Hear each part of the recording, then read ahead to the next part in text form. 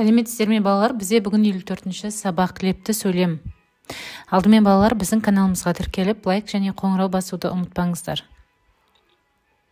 Бүгінгі сабақта мәтін бөліктерін анықтайтын боламыз. 14-ші жаттығу, жұмбақ өлеңді қатесіз көшіріп жаз, шешуін тап дейді. Балалар өлеңді әдемілеп дәптерімізге көшіреміз. Бір жерінде жаз, бір жерінде күз, бір жерінде қыз, бір жерінде көктем, керемет алып неткен дейді.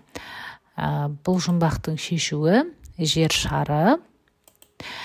Леп белгісі неліктен қойылғанын айт дейді. Балалар, керемет алып неткен деген сөйлемде бізде леп белгісі қойылған.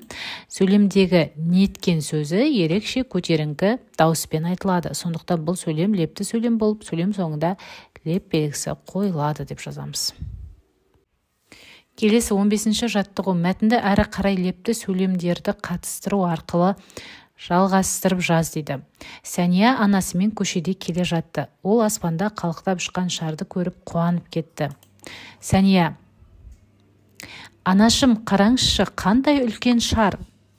Анасы: бұл әуе шары деп аталады. Адамдар аз ғана уақыт саяхаттау үшін осы шармен ұшады. Сәния: бұл деген керемет қой анашым, тура ертегідегідей. Мен де әуе шармен саяхаттағым келеді.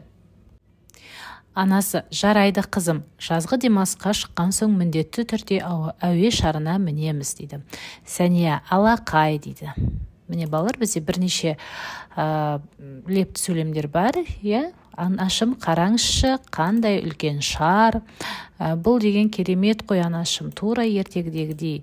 Мен де әуе шарымен саяхаттағым келеді. Алақай деген сөйлемдер бізде лепті сөйлемдер, себебі олар ерекше көтеріңкі дауыспен айтылады. Келесі 16-шы жаттығу, суреттерге қара және мәтінді оқы дейді.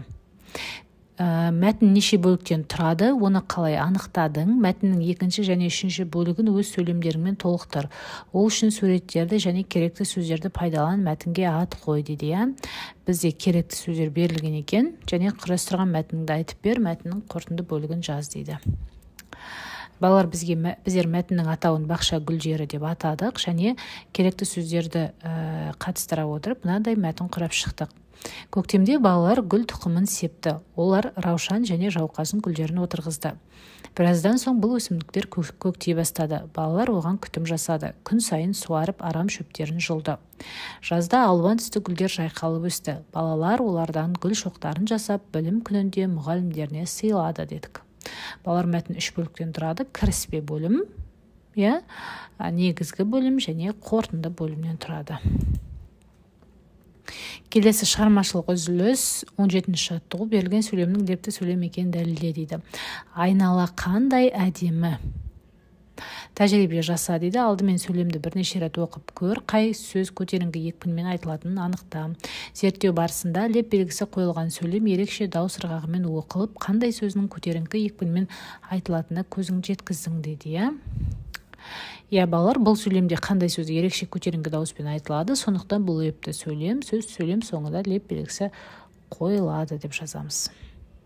Осымен сабағымыз аяқталды. Келесі сабақта кездескенше сау болыңыздар.